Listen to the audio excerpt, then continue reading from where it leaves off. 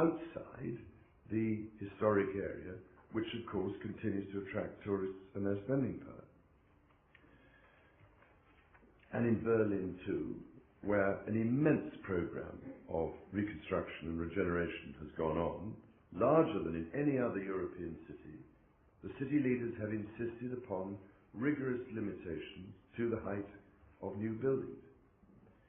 These kinds of approaches can help to achieve a far more coherent sense of harmony and civic self-confidence than the alternative free-for-all that will leave London and our other cities with a pockmarked skyline. Not just one carbuncle, ladies and gentlemen, on the face of a much-loved old friend, but a positive rash of them that will disfigure precious views and disinherit future generations of Londoners. To seek to protect historic views and vantage points and oppose the planning of random new towers, or perhaps they would be better described as vertical cul-de-sacs or network congestors, is not, I believe, synonymous with supporting what some have rather disparagingly called a museum city. It is certainly legitimate to ask, I would have thought, how it can be considered sensible or even rational to implant such congestors into a network of streets which were designed to function with 2 to 3 story buildings.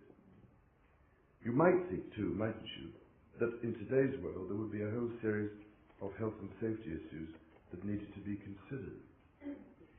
Now the argument has been made that London must build tall buildings in order to protect its place as a global financial centre.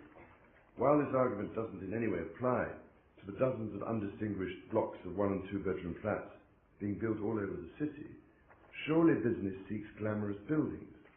And if this is so, then Canary Wharf already provides, like La Défense, a place for those statements of corporate aspiration to be made. Why can they not be concentrated there, rather than overshadowing Wren's and Hawksmoor's churches?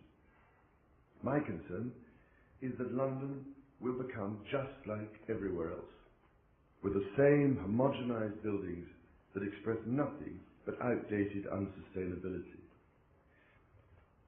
And it may be very surprising to some that the preferred location for many hedge funds and the new private equity firms is neither the city or Canary Wharf, but Mayfair, St James's and Belgravia, thus demonstrating the enduring appeal of the mixed-use, mid-rise, human-scale city quarter. So the key point I want to make, ladies and gentlemen, is that I am not opposed to all tall buildings. My concern is that they should be considered in their context. In other words, they should be put where they fit properly.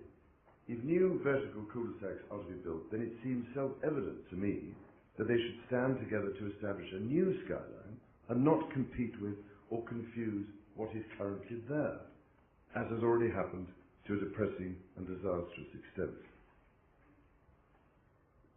If clustered, then the virtue of height becomes something that can, in the hands of creative architects, be truly celebrated.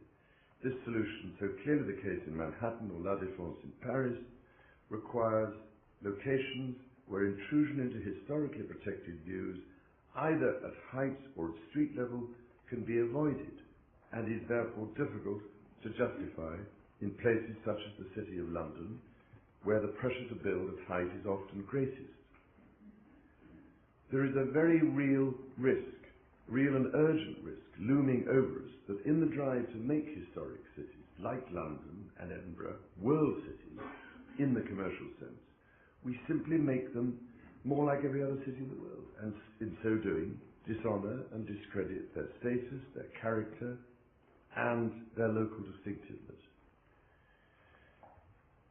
In A Vision of Britain, I suggested that the impact of new buildings could be softened by an acceptance of the existing street rhythms and plot sizes, and that the buildings in a city such as London, Edinburgh, or even Bath or Ealing are the individual brushstrokes of a grand composition, which works because all the participants understood the basic rules and grammar, with harmony being the pleasing result. This lesson is, I believe, still as relevant today as it was in the Enlightenment, when builders sought to remake their cities to compete on a new stage. For the past 60 years or so, we have been conducting an experiment in social and environmental engineering that has gone disastrously wrong. Is it not time, ladies and gentlemen, to say, in the words of William Cowper, that here the heart may give a useful lesson to the head, and learning wiser grow without his books?